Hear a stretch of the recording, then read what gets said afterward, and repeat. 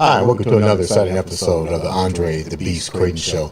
Today we're going to talk about perceptions and the impact that perceptions can have upon us. And not just any type of perception. Let's go a little bit deeper. Let's talk about how we perceive and the perception that we have with the people that are closely involved with us, our parents, our role models, how we perceive them. That's big. Today on the show, we have a beautiful young lady who was awakening with the perception of the parents in her house. It clearly changed her life. It was emotional when she told me about the story. And it's funny because I always say, walk in somebody else's shoes. I was in her shoes, so to speak, and we shared that moment. Today, I'd like to welcome from Canada, but now in California, Kelly Fidler, and we're going to call this episode Fidler on the Roof. Welcome to the show, Kelly. How you doing? I'm doing well. Thanks for having me. Excited to share. Okay. Let's start off with telling the viewers a little bit about who Kelly Fidler is, because definitely you're not one of the daughters from Fiddler on the Roof.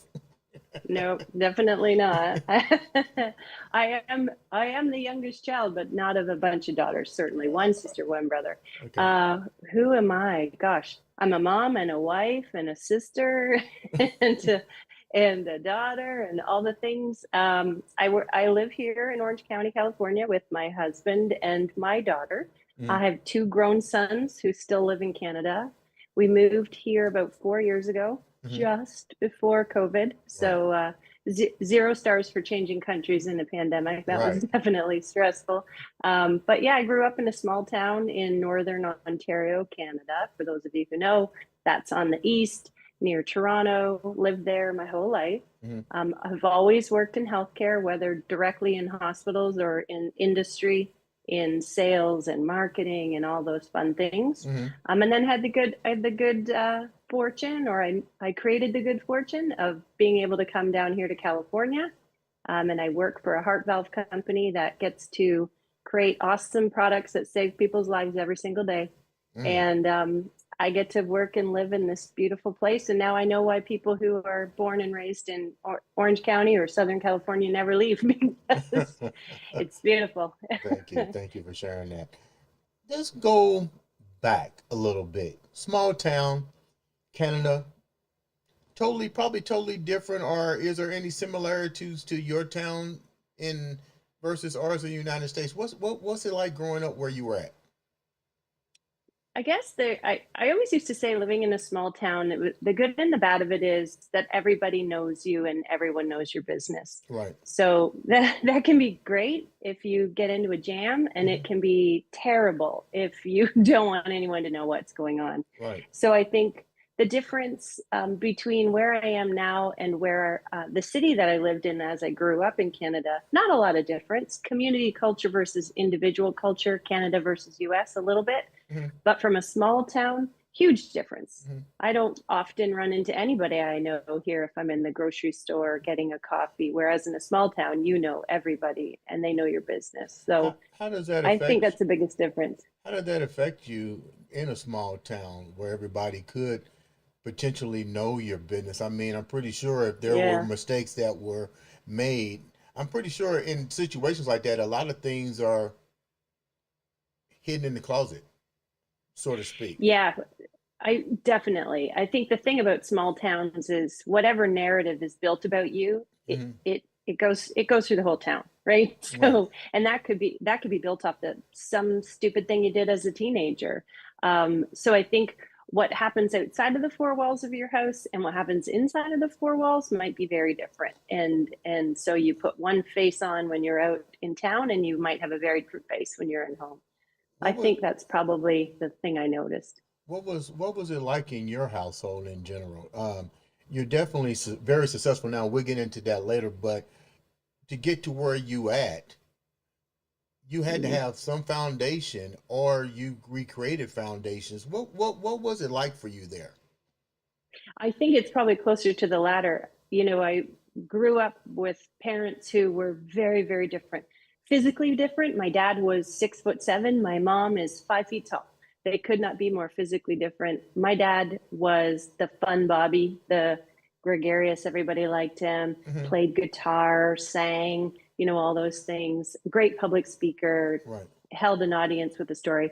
My mom was always very quiet, hardworking, but she grew up on a dairy farm and she could get some shit done. Like she definitely was strong little pocket-sized person for sure. So maybe opposites attract. That's how they got together when they were younger. But what it meant was growing up, my dad sort of just did what my dad wanted to do, and my mom was the one who kind of kept everything together. They had 3 kids, year apart each, so she managed the job and the kids and the bills and the groceries and keeping the house clean. And as a mom now, I can really understand how much work that meant. And I'm just like, wow, how did she do all of that?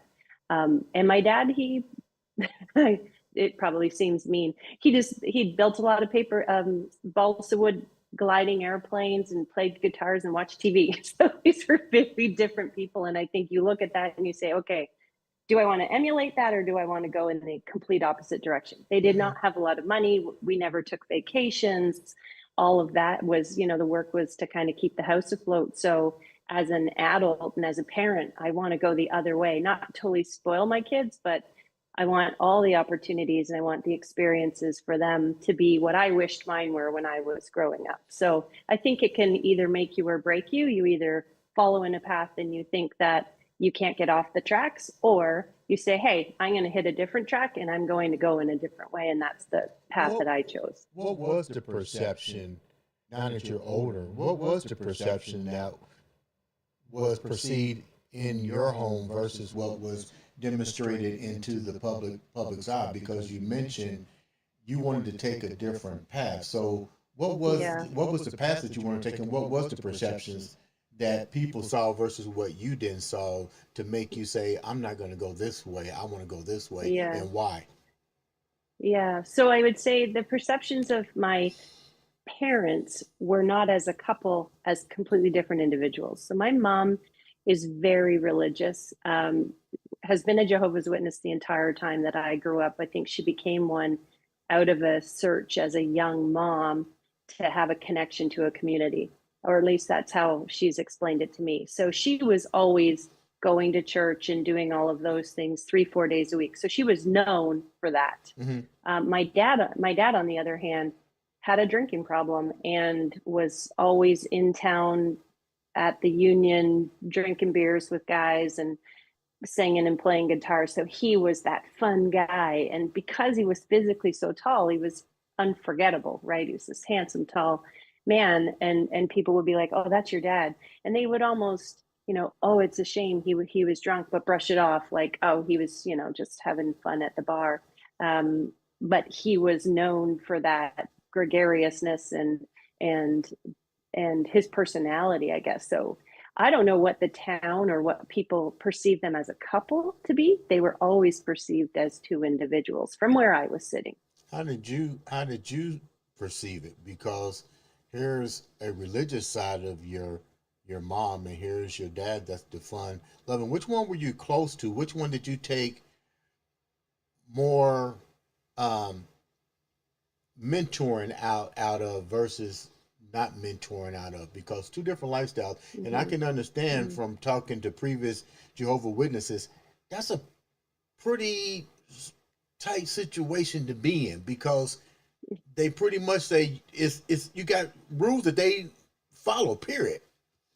Yeah.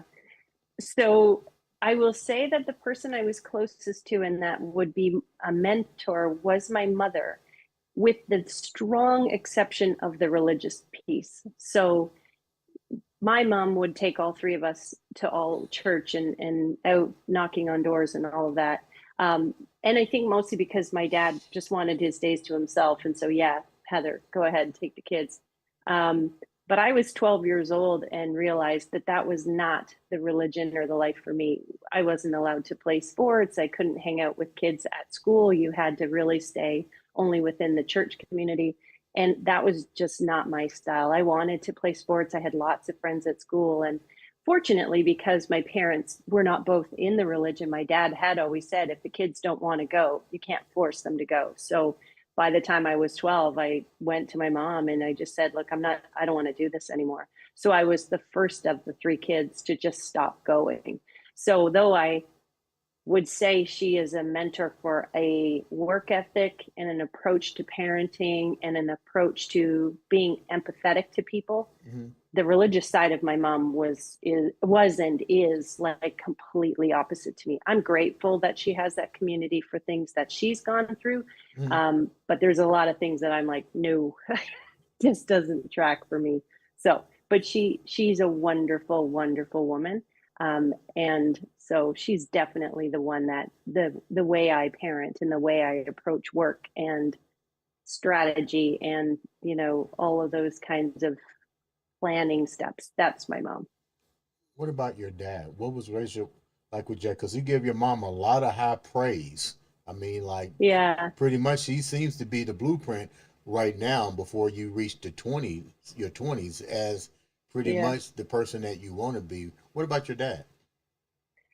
Yeah. Growing up with him, I found challenging because I didn't really see the same him that everyone else saw, right? It's not like he brought that same happy-go-lucky nature into the house. Hmm. He wasn't angry in the house. He was just disconnected. So he was almost a stranger living in our house. What do you And mean it when you say was, disconnected, Kelly? What do you mean? he wasn't, he wasn't at our sports events. He didn't come to public speaking things that I did. He wasn't that dad, though he had the time, certainly. He Hmm. didn't prioritize those things with kids.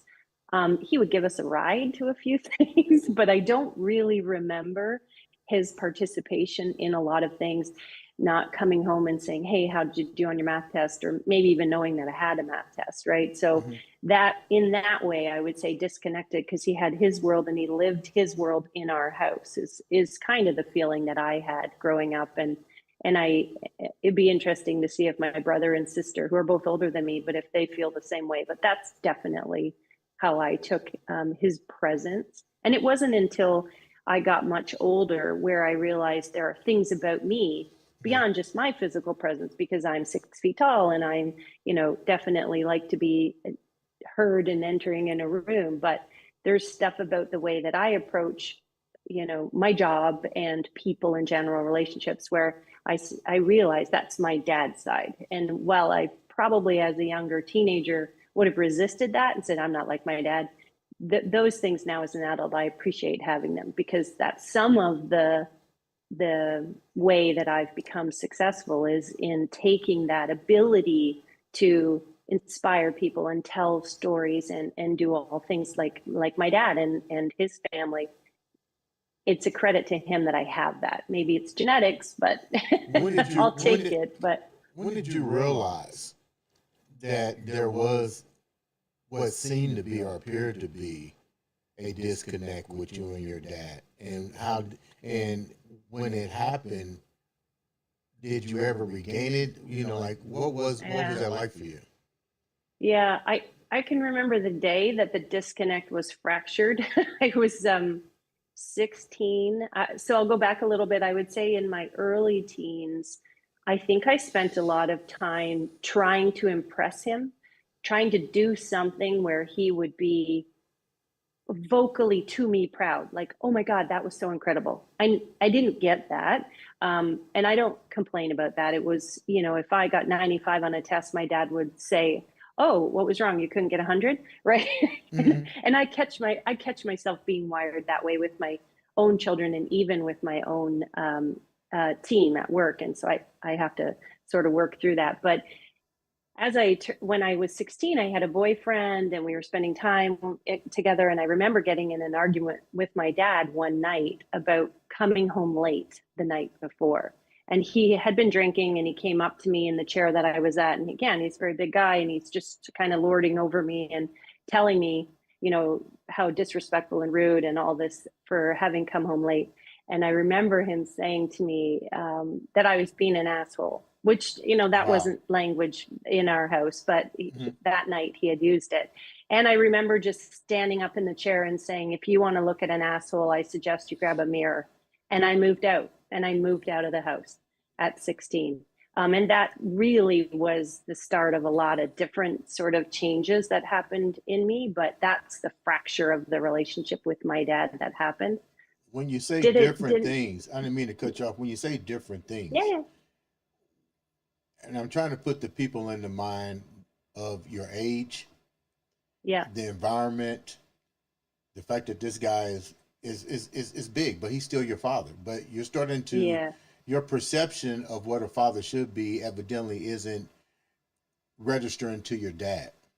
So you're now taking yeah, that chance to actually stand up and say something to him. But what was the ripple effect? Because now you're leaving out of the house. So you mentioned yeah, a change. So I'm trying to put the viewers in the mind of a what 16-year-old, yeah. 15, getting ready to walk out the house. 16, yeah, Yeah. yeah, yeah, yeah. What were And the ripple and I mean, effects? so I didn't walk out and I wasn't, homeless. I walked out and ended up moving in with my boyfriend. Um, while I finished up high school, and then we ended up going away to university together, and then ended up marrying, and Back so up all a of that minute. kind of So stuff. your boyfriend's mother. Wait a minute. Back up a minute here. So Small okay. town, Andre. So two parts to this. Small town. So do the people know what went on in your house that made you move in with your boyfriend? And more importantly, you don't hear too many boyfriends bringing their girlfriend to live with them permanently, Yeah. basically. Yeah. Yeah, I have three kids, and if any of them at 16 had Yeah, said, right. "Hey," I'd be like, the hell you are." Yeah, I never really thought about it. I think we'd been maybe dating a year at that time. So not that by any stretch is that a long-term relationship. It didn't really get called into question. I remember my now ex-husband's father, he was the one who picked me up because, of course, pre-cell phone, so you call the landline. Right, he right. was the one he was the one who answered, and I just told him, like, I got in a fight with my dad. They knew, of course, that my dad was quite a heavy drinker, because I would share that with them. So he came, no questions asked, and picked me up. And and so I think for them it was more of a savior kind of thing. It wasn't like, our son's girlfriend is moving in, that's weird. It was more like, hey, Kelly's in a jam, we're going to help her.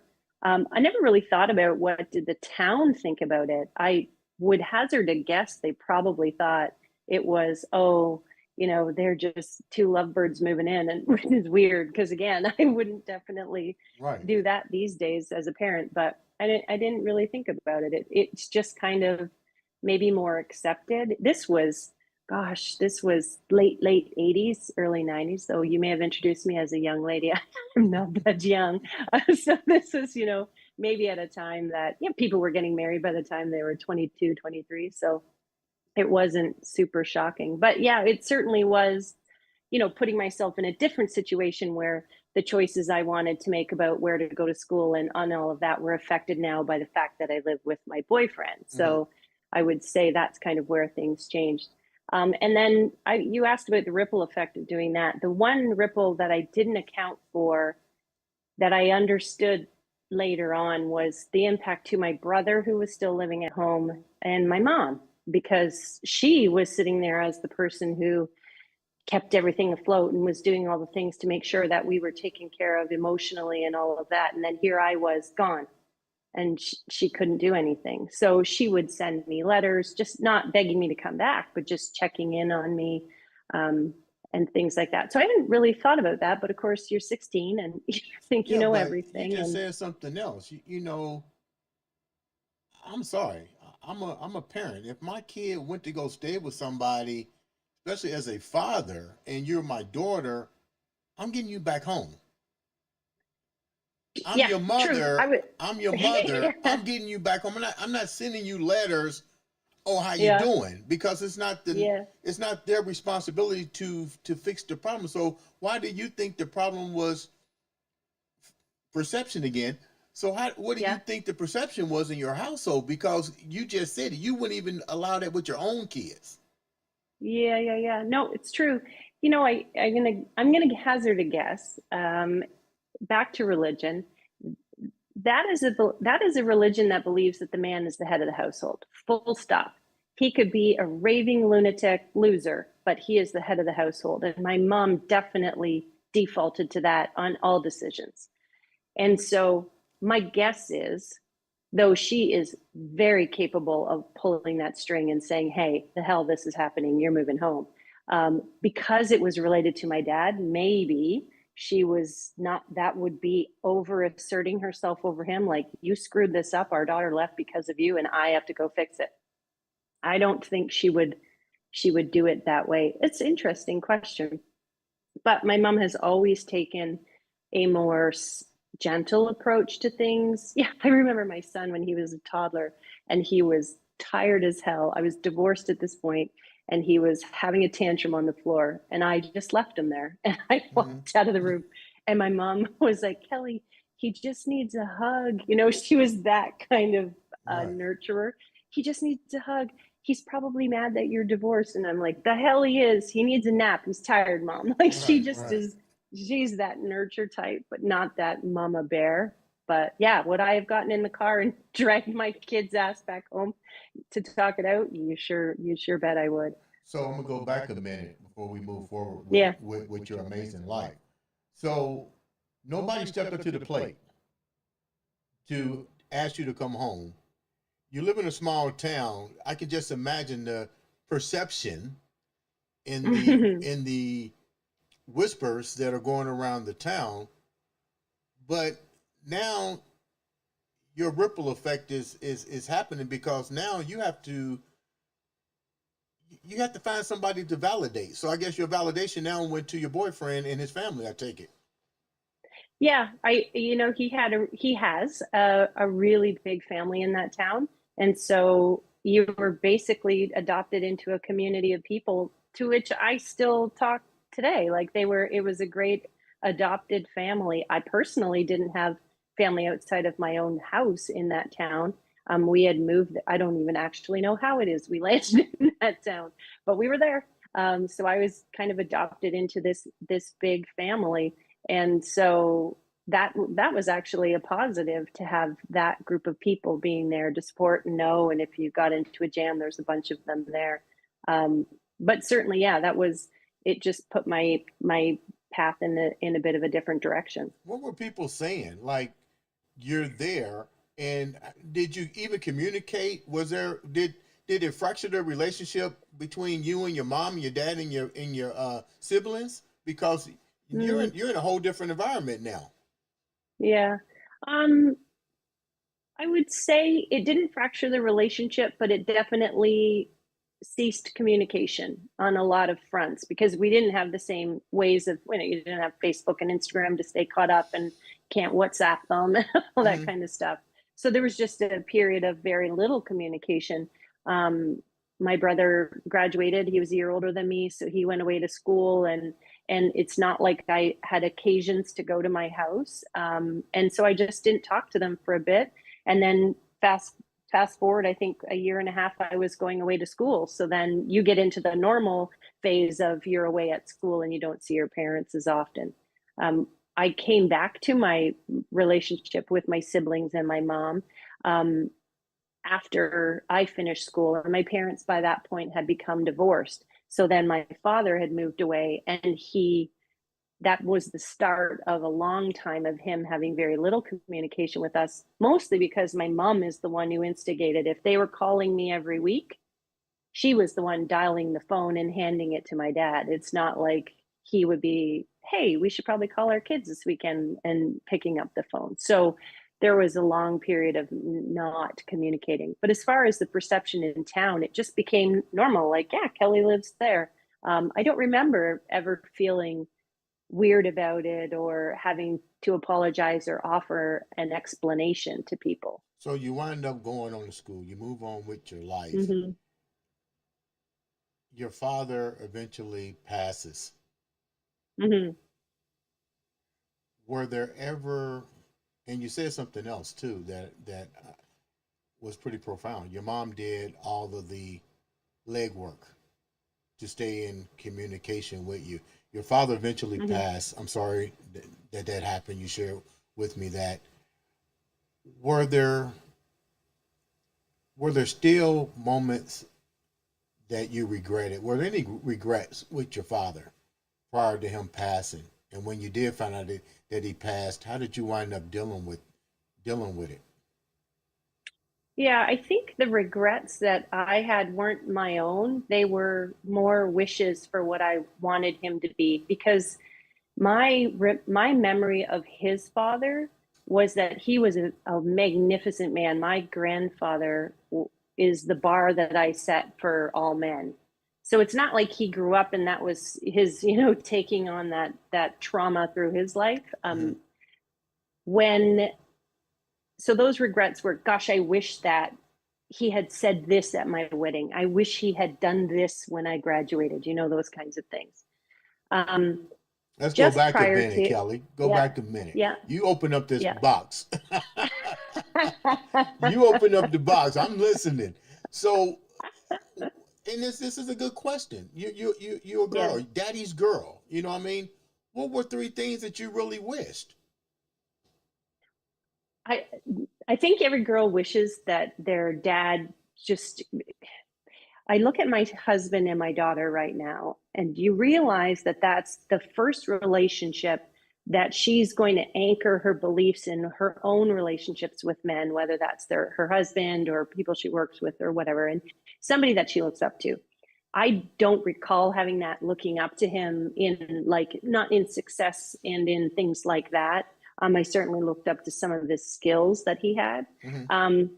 And that what I learned early is that I couldn't count on him, which is shitty, right? Like, you want to be able to, in a jam, pick up a phone, you got a flat tire, you want to be able to call your dad, right? So he wasn't that guy, which is one other thing I would wish. So I'd wish he would tell me I'm beautiful and tell me I'm super smart, all the things that you see dads do to build that confidence, to be there when I need him. And then I think to just tell me he's proud, or tell me, you're doing a great job, or here's what I think you could do better, get some advice from him. And he wasn't those things. My mom was. Mm-hmm. So I think those are the things that I regret, but I don't hold it against him.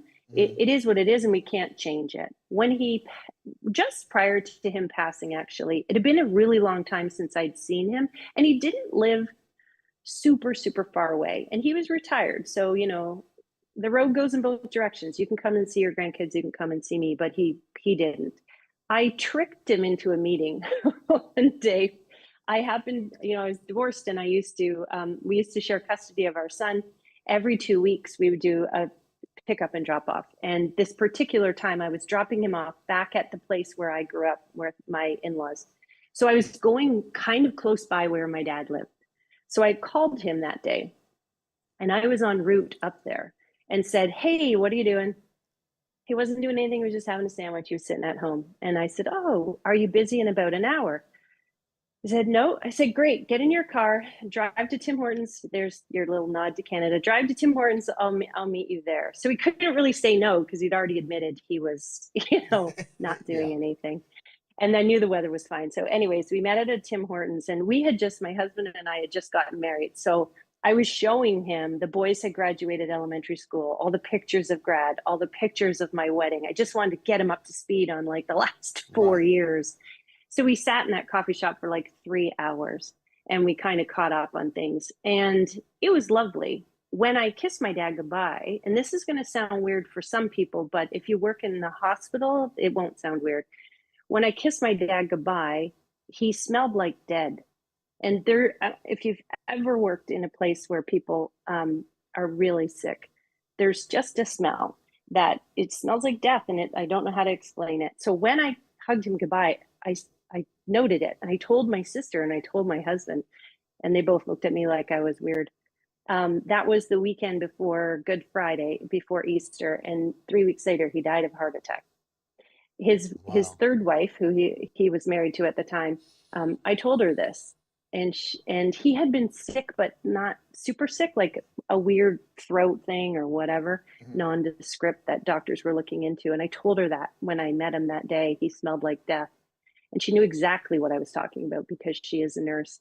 And she said, "Oh my God, I never noticed it, but I was with him every day. But you're right, he would have." So it was just weird. But I manufactured this opportunity to see my dad and catch him up. And it was very timely that I had that, meeting with him. And I don't know why I chose that trip. I did it every second week, but for whatever reason, that time I did. And that was a bit of closure ish. So when your dad did pass and you had the perceptions, everybody had their perceptions of your dad.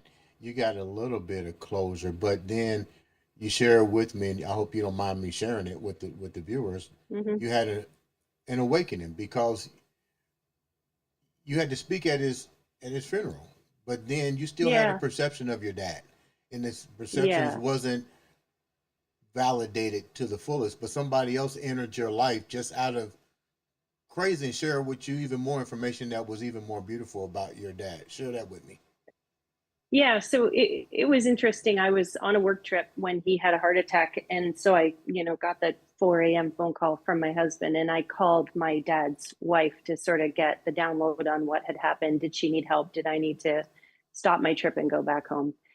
And she had shared with me, she said, "Kelly, I know that your relationship with your dad was really difficult, but I want to share with you who he was to me." And so she started to describe a person I didn't recognize, how kind and thoughtful and helpful and lovely he was. And so we had a conversation. I got off the phone and I was pissed at first. I was 38, 39. I was a grown woman, but I was mad that he had chosen to have this beautiful life with this person who wasn't his family that he had, raised and created. And I was pissed off at first. So I'm in the process of, writing what it is I want to speak about.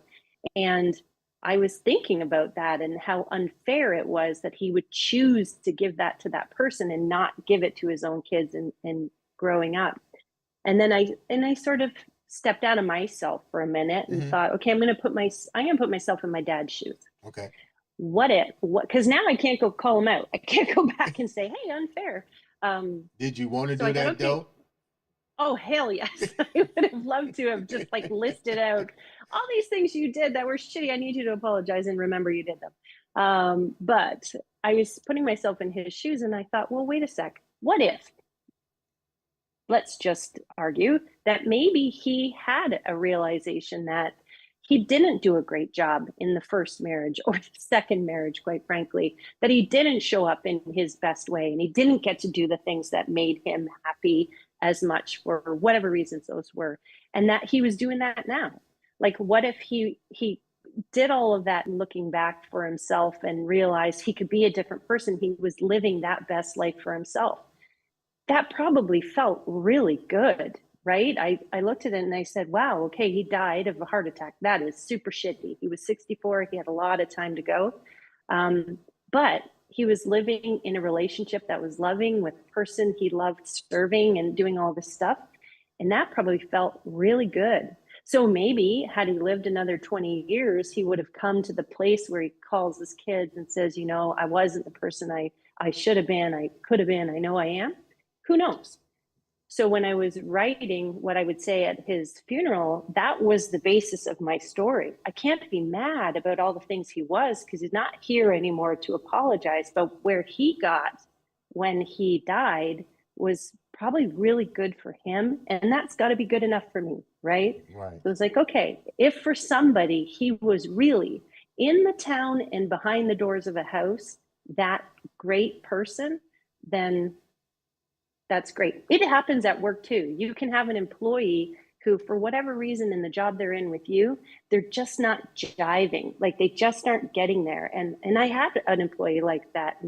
And he was so awesome, but I needed him to be more sizzle. And he said, Kelly, I can't be sizzle. It's not who I am.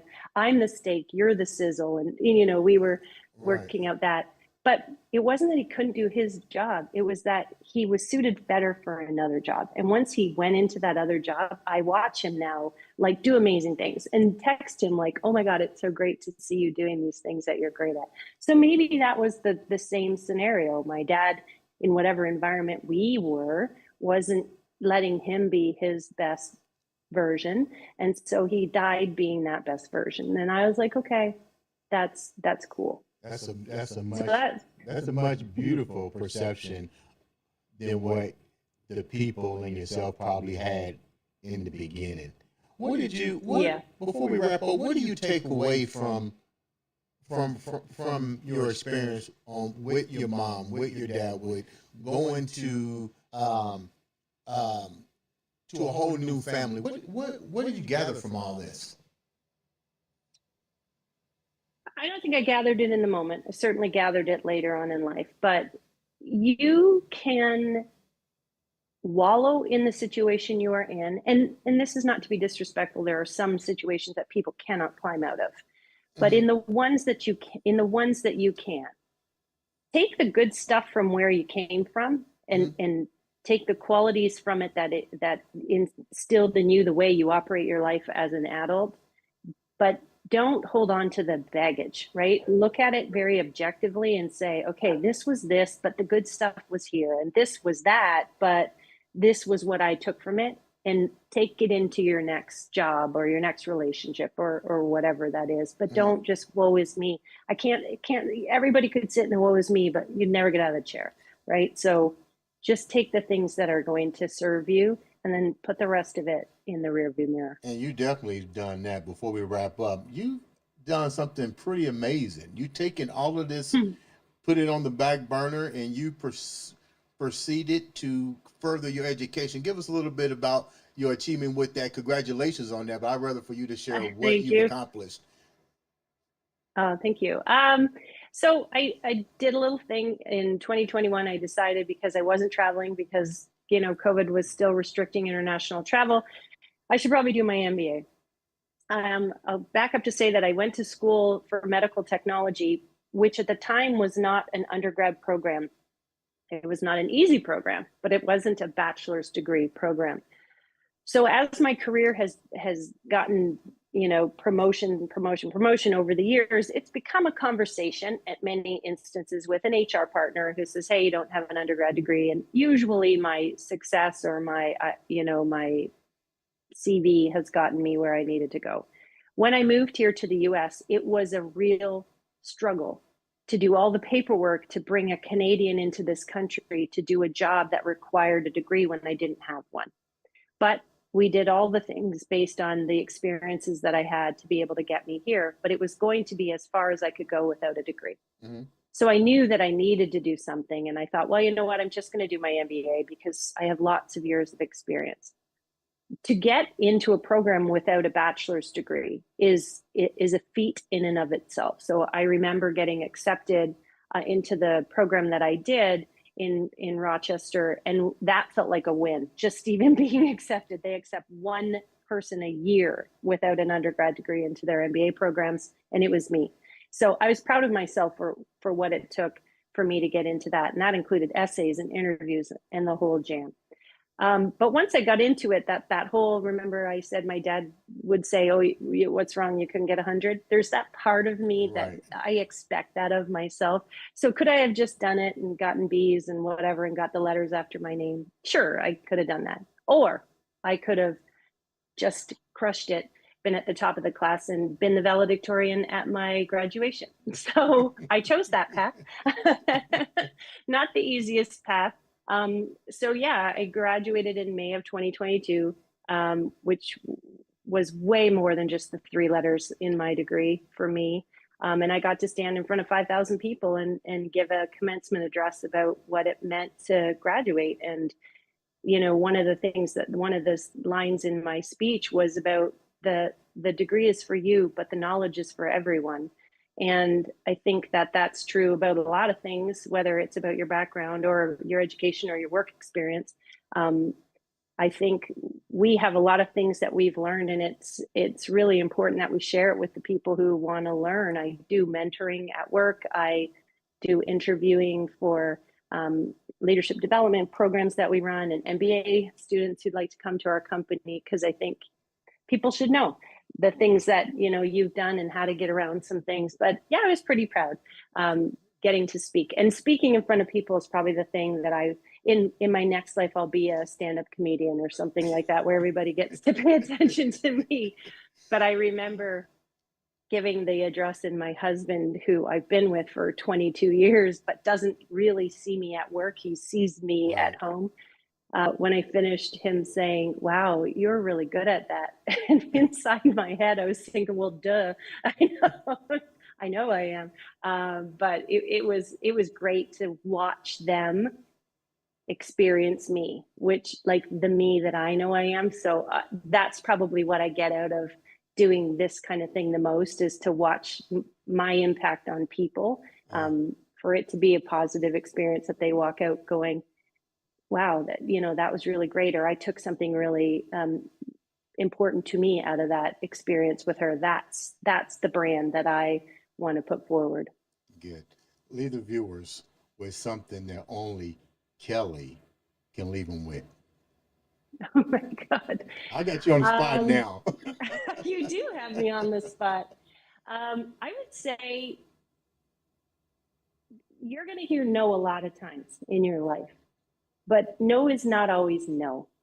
Sometimes no is just a yes, but, or sometimes no is not right now. But you should, if it's something you really, really want, you should push, find a different route to get what it is that you want. Don't turn around at every no, or you'll be doing a lot of circles for sure. Ladies and gentlemen, this has been another exciting episode. Thank you, Kelly, for coming on the show. The Andre The Beast Crayton Show.